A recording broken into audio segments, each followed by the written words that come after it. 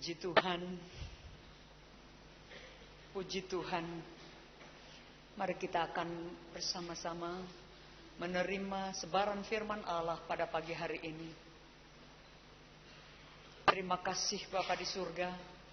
Terima kasih Roh Kudus.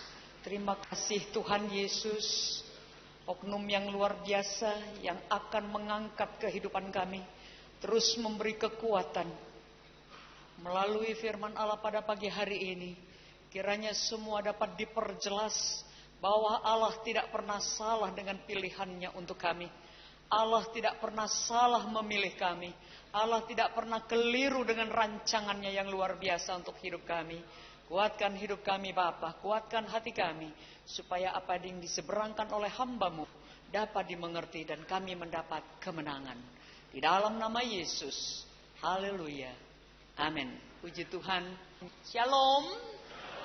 Puji Tuhan Bapak Ibu Saudara yang dikasihi Tuhan. Tadi pagi ada satu tema yang sudah saya sampaikan melalui ibadah yang pertama, yaitu tentang berjuang. Berjuang. Keep fighting. Jikalau Bapak Ibu Saudara hidup sampai siang hari ini, itu hanya karena Tuhan. Amin. Kalau Bapak Ibu Saudara memegang sesuatu dan itu menjadi berharga di hidup Bapak Ibu Saudara, itu semua karena iman. Seperti di dalam kitab Mazmur sudah jelas, jikalau bukan Tuhan yang membangun kota, semua sia-sia. Amin. Jikalau bukan Tuhan yang memelihara hidup kita, semua sia-sia. Biarlah kita semua mengerti bahwa ayat firman Allah tidak pernah salah di dalam hidup kita. Makanya Tuhan mau kita tetap berjuang. Kita tetap berjuang, yang masih muda sampai yang sepuh sekalipun, untuk menapaki hidup ini, kita harus tetap keep fighting atau tetap berjuang. Amin Bapak Ibu Saudara. Bapak Ibu Saudara yang dikasihi Tuhan, mari kita lihat satu kebenaran firman Allah yang barangkali Bapak Ibu Saudara sudah tahu semua ceritanya. Tetapi pagi hari ini Tuhan ingatkan kembali kepada kita bahwa perjuangan di dalam Tuhan mengandalkan satu oknum yang tidak lain adalah Roh Kudus. Roh Kudus tidak kelihatan Bapak Ibu Saudara. Tetapi yang tidak kelihatan bukan berarti tidak ada. Dia ada Bapak Ibu Saudara. Amin. Dia dapat merasakan. Dia dapat yang tadi dikatakan di dalam pujian. Kita ada di dalam pikirannya. Di dalam rancangannya. Itu semua karena Roh Kudus. Mari kita lihat satu kebenaran firman Allah. Di dalam 1 Samuel pasal yang ke-16. 1 Samuel pasal yang ke-16.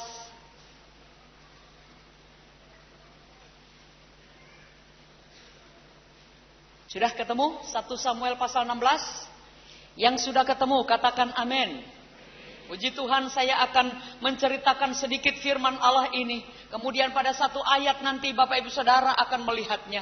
Bapak Ibu Saudara, Samuel, aku telah memintanya dari Tuhan. Samuel merupakan satu orang yang dipercaya oleh Allah untuk mencari raja bagi bangsa Israel. Dan Samuel sebelum menerima perintah ini, Samuel disuruh oleh Tuhan ayat yang pertama, isilah tabung tandukmu dengan minyak dan pergilah. Aku mengutus engkau. Ayat 1 ya. Isilah tabung tandukmu dengan minyak dan pergilah. Aku mengutus engkau kepada Isai orang Bethlehem itu. Sebab di antara anak-anaknya telah kupilih seorang raja bagiku. Dan Samuel taat kepada Tuhan. Sebelum dia pergi ke satu tempat yang ditunjukkan oleh Tuhan sendiri, dia mengisi tabung tanduknya dengan minyak dan mulai pergi. Suatu ketika sampai kepada satu tempat tujuan. Dan dia bertemu dengan Isai yang punya 8 orang anak. Lalu pada saat anak yang pertama yang bernama Eliab itu melewati Samuel. Lalu Samuel sendiri sebagai seorang manusia berkata pada ayat yang ke-6. Ketika mereka itu masuk dan Samuel melihat Eliab. Lalu pikirnya, sungguh di hadapan Tuhan sekarang berdiri yang diurapinya. Ayat 7. Tetapi berfirmanlah Tuhan kepada Samuel, Janganlah pandang parasnya atau perawakannya yang tinggi, sebab aku telah menolaknya. Bukan yang dilihat manusia yang dilihat Allah. Manusia melihat apa yang di depan mata, tetapi Tuhan melihat hati. Amin.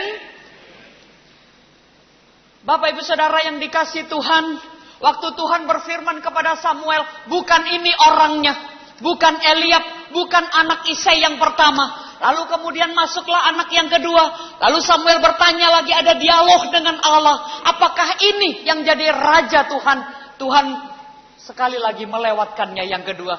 Yang ketiga Tuhan juga melewatkannya. Lalu sampai kepada anak yang ketujuh Tuhan melewatkannya. Samuel bertanya lagi kepada Isai bapaknya. Hei, anakmu berapa sebenarnya? 8. Nah ini cuma 7. Yang satu mana? Yang satu masih menggembalakan domba. Kalau begitu panggil. Supaya perjamuan ini, supaya kita bertemu langsung kita mulai. Panggil dulu. Lalu saudara-saudaranya memanggil anak ini. Masih imut-imut. Masih remaja sekitar 16-17 tahun. Lalu pada saat anak ini datang kepada Samuel. Lalu Samuel berkata begini. Tuhan berkata kepada Samuel pada ayat yang ke-11. Lalu Tuhan berfirman. Bangkitlah, urapilah dia sebab inilah dia. Daud yang masih sangat muda, yang sedang menggembalakan kambing domba di padang, dipilih oleh Allah. Ayat yang ke-13 mari kita bersama-sama membacanya. Ayat 13. Samuel mengambil tabung tanduk yang berisi minyak itu dan di tengah-tengah saudaranya. Titik. Baca dengan keras. Sejak hari itu dan seterusnya berkuasalah roh Tuhan atas Daud. Amin.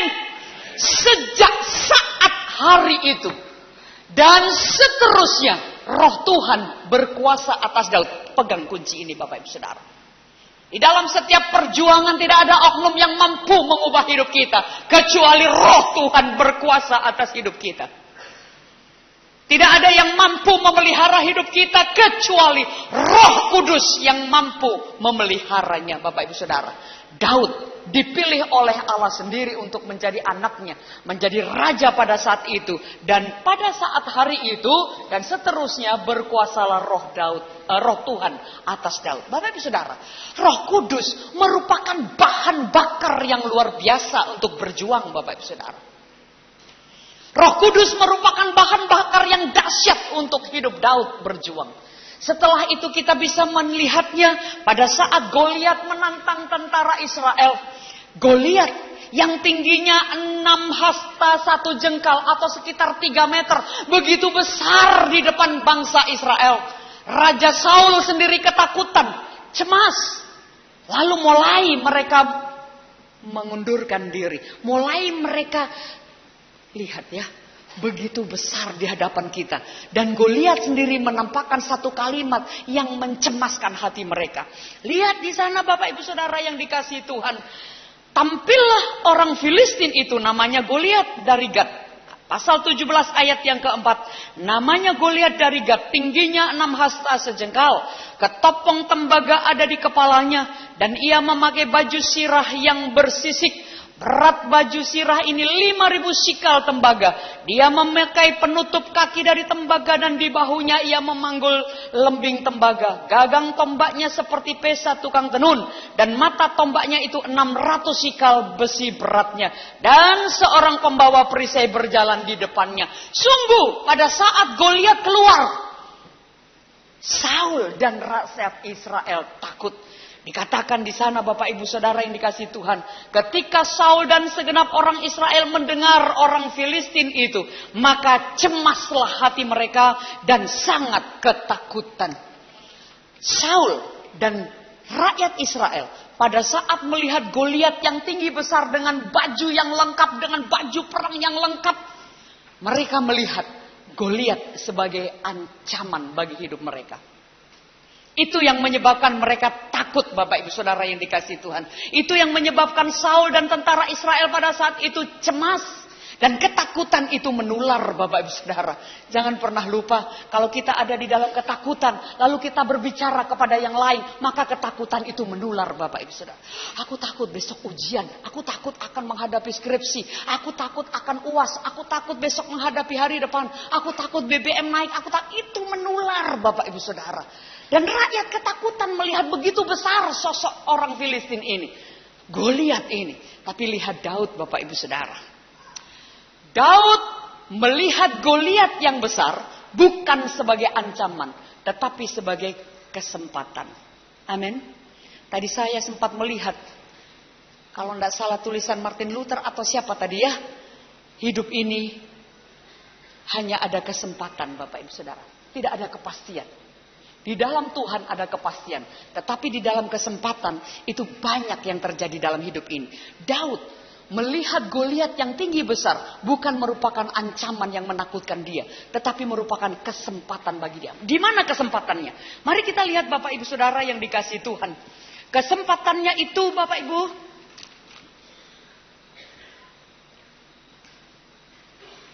pasal 17 ayat yang ke-9. Ini kesempatan. Jika ia dapat berperang, ini kata Goliat. Jika ia dapat berperang melawan aku dan mengalahkan aku, maka kami akan menjadi hambamu.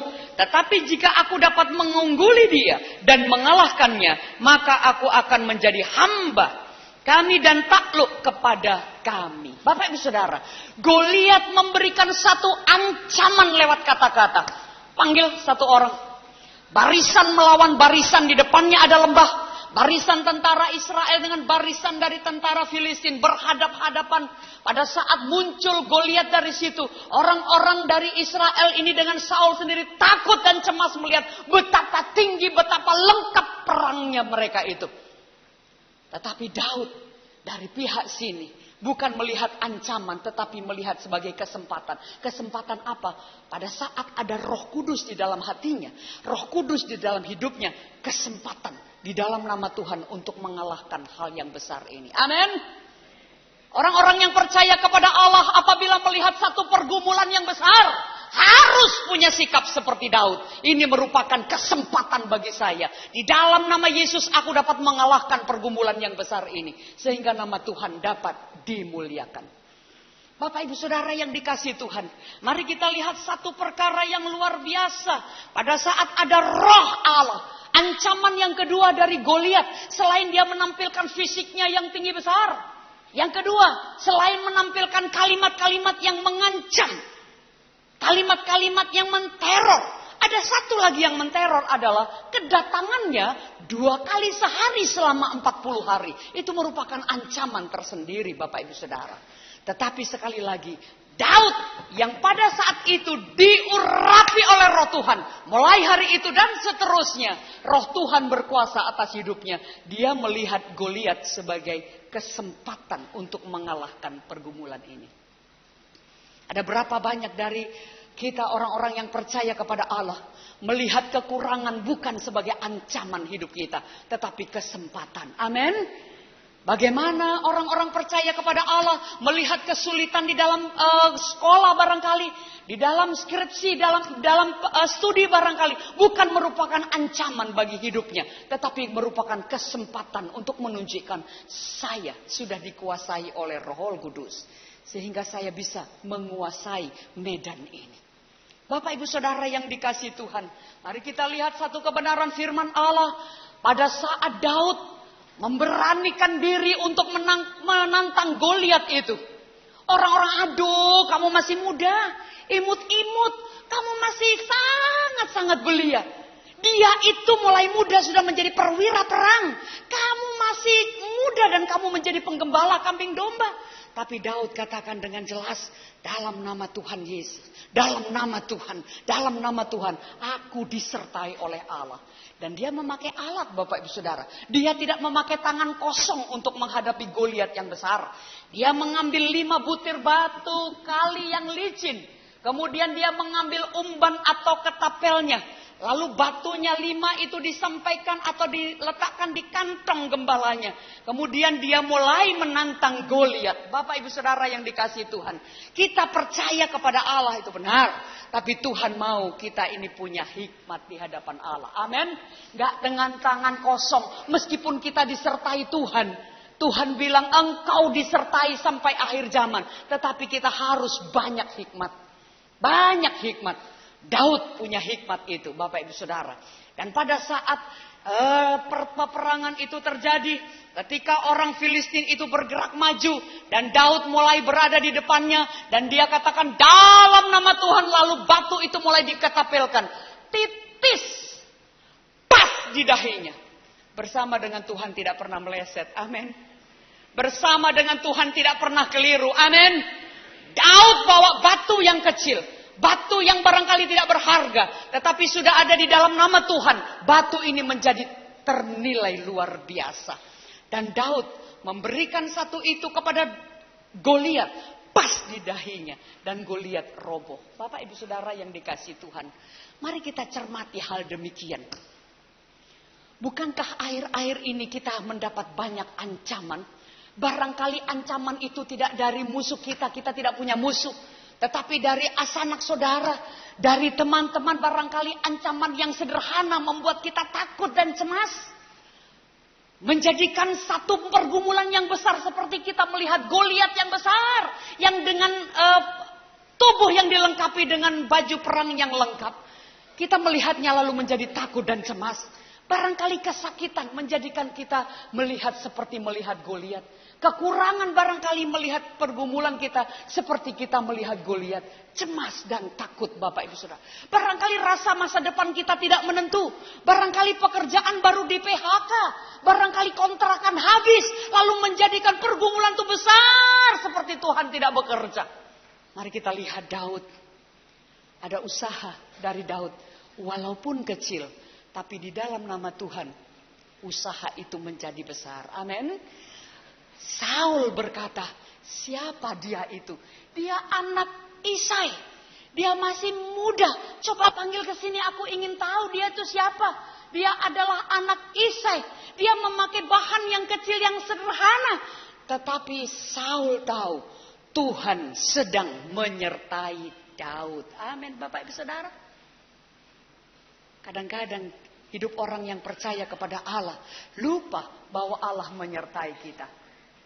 Setiap kali kita membutuhkan tangan Tuhan, setiap kali kita membutuhkan berkat Allah, lupa bahwa hidup yang kita alami adalah hidup yang berasal dari Allah.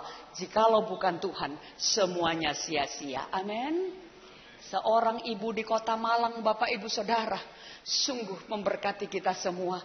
Dia seorang pemulung yang benar. Karena pada saat dia memasuki gerbang-gerbang rumah orang kaya di sana, orang-orang kaya yang ada satpamnya membiarkan ibu ini membuka kotak sampahnya dan mengambil. Mengapa satpam membiarkan ibu ini mengambil kertas, kardus dan lain sebagainya? Karena mereka tahu ibu ini jujur.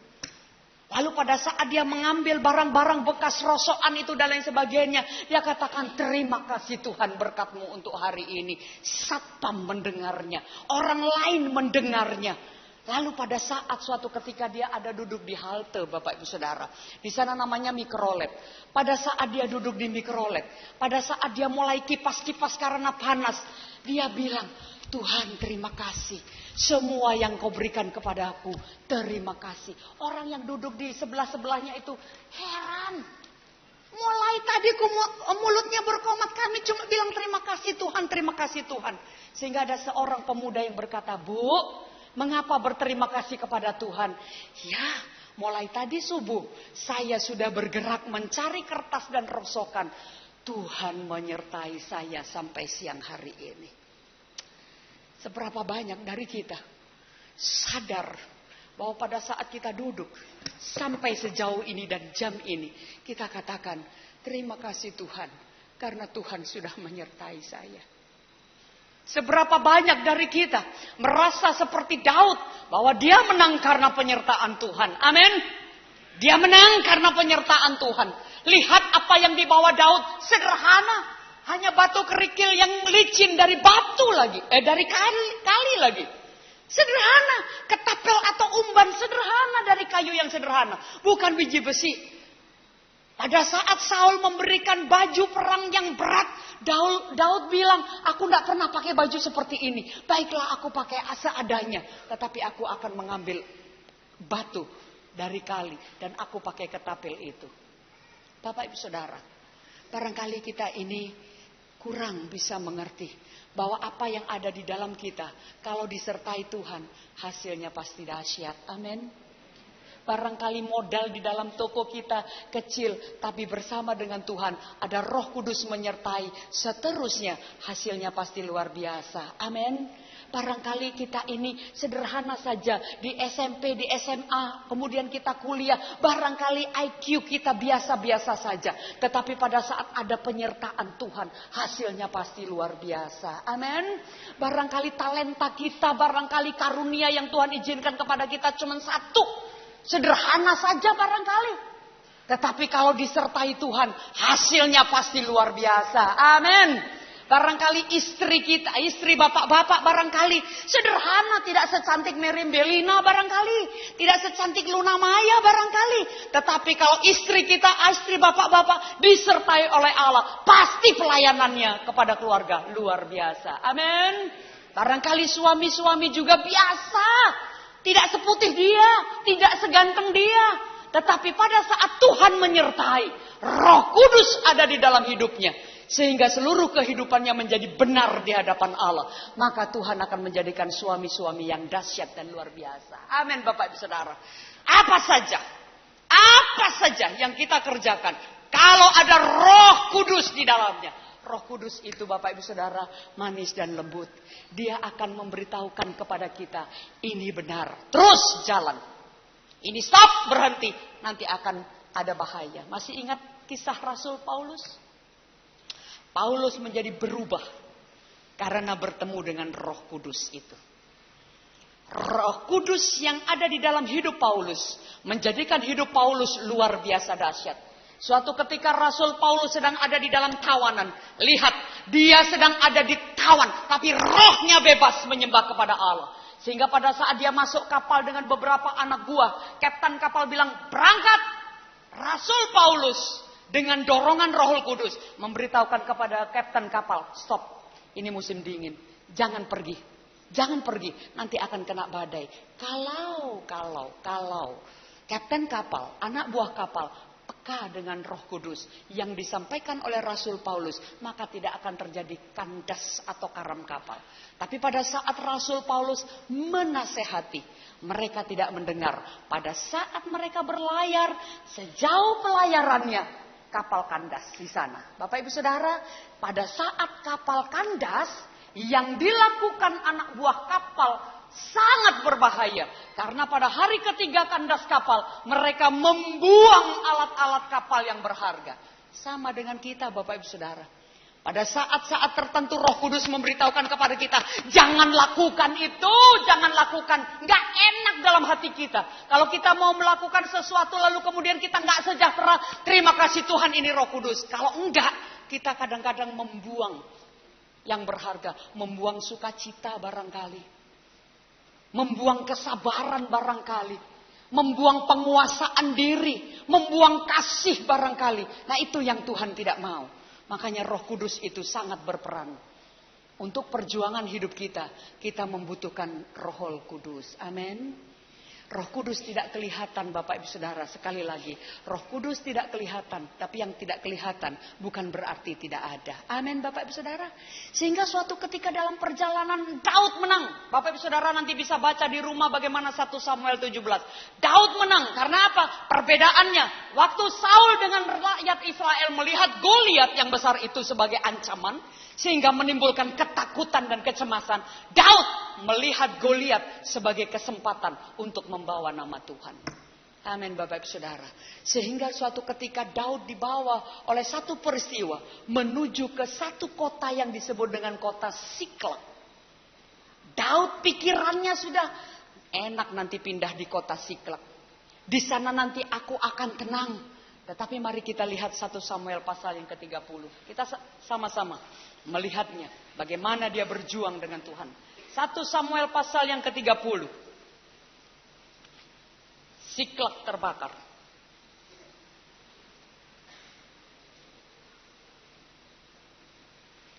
Mari kita baca ayat yang ketiga. Setelah kemenangan Daud atas Goliat, dia bawa nama Tuhan dan ada roh Tuhan yang menguasainya. Kita lihat ayat yang ketiga. 1, 3. Ketika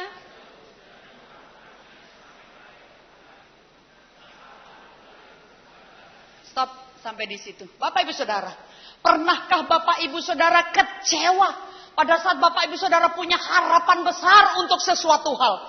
Kalau nanti saya pindah ke sini, nanti akan menjadi bagian yang seperti, lalu sampai di sana kota itu terbakar habis. Kecewa enggak Bapak Ibu Saudara? Kecewa. Daud sebagai manusia juga kecewa. Maka ayat yang keempat kita lihat bersama-sama. Lalu Daud menangis Bapak Ibu Saudara. Di dalam kekecewaan yang besar dan berat sekali. Dia menangis. Dan rakyat yang bersama-sama dengan itu dengan nyaring. Sampai mereka tidak kuat lagi menangis Bapak Ibu Saudara.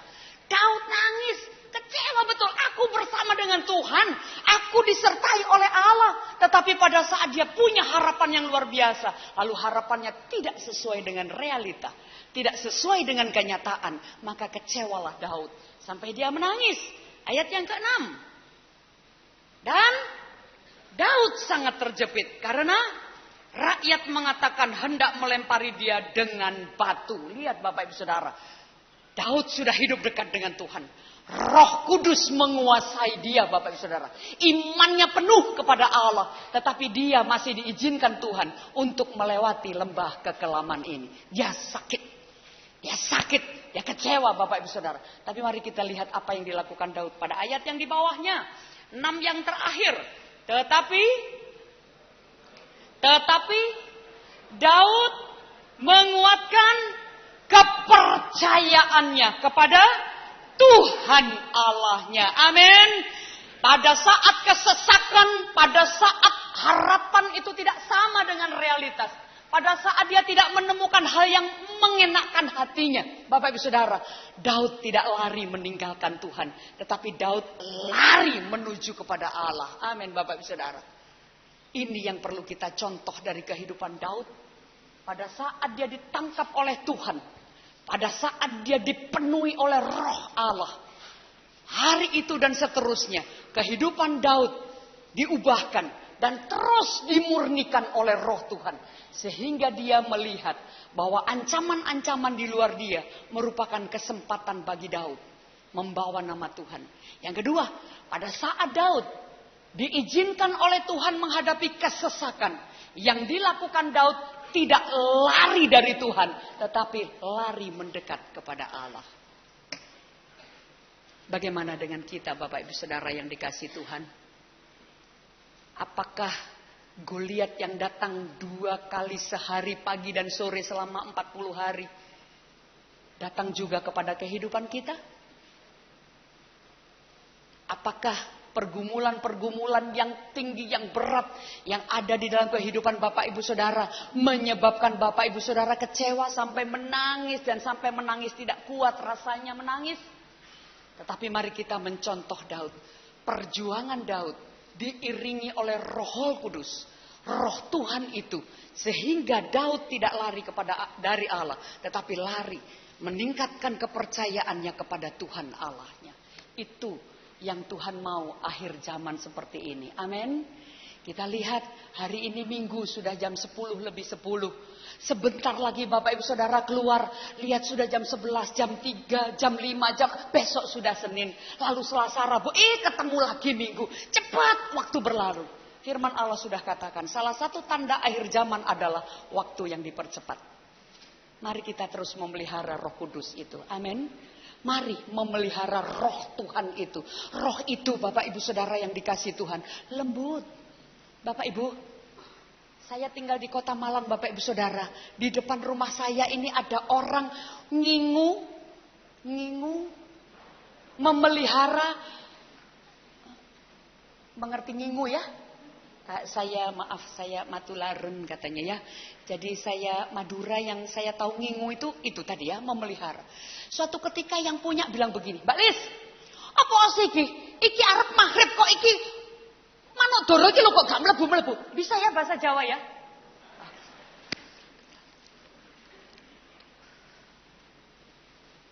Ya coba toul, namanya ulip toh, uul. Coba toul didelok ndek kono. Beke banyune gak ono. Burung dara, merpati, Columba livia merupakan satu burung yang peka terhadap lingkungan-lingkungan begitu. Dia lihat aja, kurang air, dia pasti nggak akan masuk ke kandangnya. Kurang makanan, pasti dia tidak masuk. Peka. Makanya tidak pernah salah Tuhan menuliskan Roh Kudus seperti burung merpati itu. Amin. Dia peka.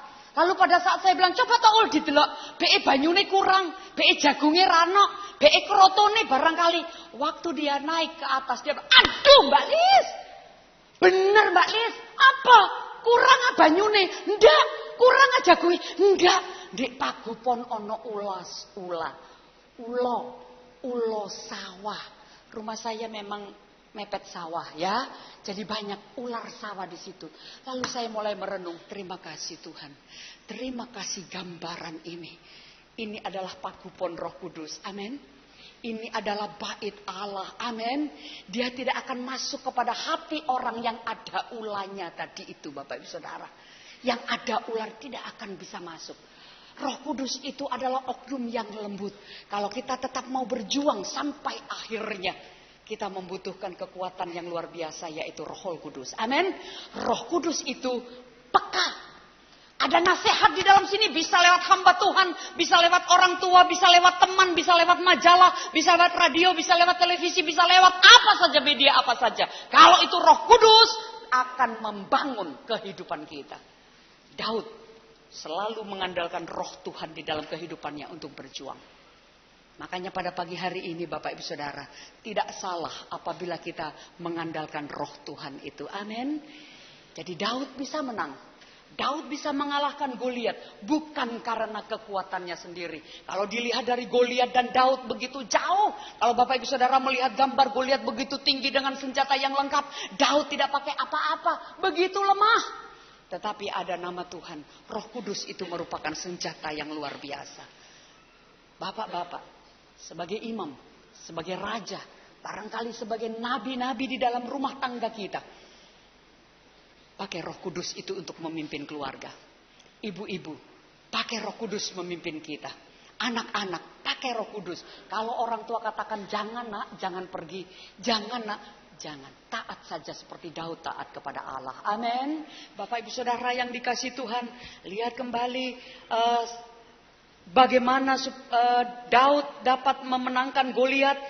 Yang pertama karena ada Roh Kudus, ada Roh Tuhan. Ada Roh Tuhan. Yang kedua, jangan lupa Daud untuk mengalahkan Goliat, dia memakai benda yang diizinkan Tuhan. Benda apa yang diizinkan Tuhan, Bapak Ibu Saudara? Tuhan tidak mau ada berhala di dalam kehidupan kita, tapi Tuhan mengizinkan ada banyak benda yang digunakan untuk mempermuliakan Allah. Ini benda. Kalau kita bawa saja, lalu kita baca, lalu kita nikmati, kita renungkan, dan di dalam ini benda ini Bapak, ini benda mati Bapak Ibu Saudara, tetapi dapat memberkati kita, maka benda ini diizinkan Tuhan untuk menjadi alat bagi kita Bapak Ibu Saudara. Bapak Ibu Saudara yang jadi petani, cangkul barangkali, sabit barangkali, yang jadi dokter, stetoskop barangkali, yang jadi guru, pena dan kapur, whiteboard barangkali, yang jadi siswa, textbook atau buku-buku literatur barangkali, itu adalah benda-benda yang diizinkan Tuhan untuk kita mengalahkan Goliat-Goliat atau pergumulan-pergumulan yang besar. Amin Bapak Ibu Saudara, berjuang. Jangankan kita mau hidup untuk berjuang, masak saja perlu perjuangan. Mandi saja perlu perjuangan. Mandi sekarang atau mandi nanti. Ibadah saja juga perlu perjuangan. Ibadah sekarang atau ibadah nanti sore. Mau ketemu pacar saja butuh perjuangan. Pinjam mobil papa atau jalan kaki. Nah, Bapak Ibu Saudara yang dikasih Tuhan, kita diharapkan menjadi pejuang-pejuang bagi Tuhan. Dan Tuhan mau, yang pertama syaratnya harus selalu ada Roh Kudus. Amin. Bukan roh wedus. Bapak Ibu Saudara tahu wedus? Wedus itu punya, angkat tangannya sebelah kanan. Sebentar saja. Angkat tangannya sebelah kanan Bapak Ibu Saudara. Oke, raba dulu, raba. Ada sungutnya? Raba dulu, ada? Tapi kenapa kita sering bersungut-sungut, bukan? Aduh sebentar lagi BBM naik. Aduh bagaimana toh ini bagaimana. Lihat BBM naik. Puji Tuhan. BBM kita harus juga naik. Karena BBM di dalam Alkitab itu berarti Daud benar-benar menyerah kepada Allah. Amin. Jadi bukan hanya bahan bakar minyak. Kalau kita benar-benar menyerah di hadapan Allah. Daud benar-benar menyerah di hadapan Roh Tuhan. Sehingga dia menang Bapak Ibu Saudara. Bangsa Israel masuk ke tanah perjanjian. Lama berputar-putar. Hanya satu. Padahal dia jelas tidak punya sungut. Dia bersungut-sungut. Diberi makan. Duh Tuhan kok haus. Diberi ini. Aduh Tuhan terus bersungut. Roh Kudus menolong kita untuk menghilangkan sungut-sungut itu. Amin. Kemacetan banyak. Apakah Bapak Saudara datang ke sini dengan bersungut-sungut? Ya. Yang ada nyenggol kiri, nyenggol kanan berarti tadi sudah bersungut-sungut. Tapi puji Tuhan kalau ada Roh Kudus. Roh Kudus memberi kekuatan kepada kita. Amin.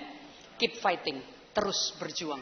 Supaya Tuhan terus berkehendak. Pelihara Roh Kudus. Jangan sampai ada ular-ular bangga. Jangan sampai ada hal-hal yang menyebabkan Roh Kudus tidak masuk di dalam bait Allah ini. Jangan sampai Roh Kudus itu meninggalkan kita. Seperti Saul diizinkan. Kejahatan datang. Diizinkan. Supaya menguji. Bapak Ibu Saudara yang dikasihi Tuhan. Pagi hari ini, mari kita akan bangkit berdiri bersama-sama.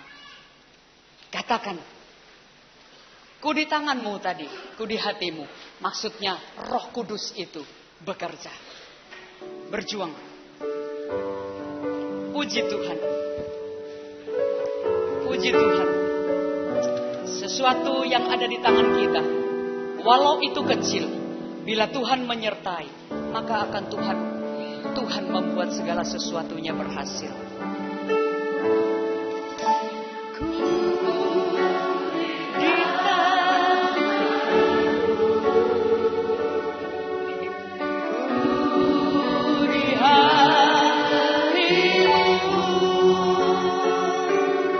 Di pikiranmu dirancang.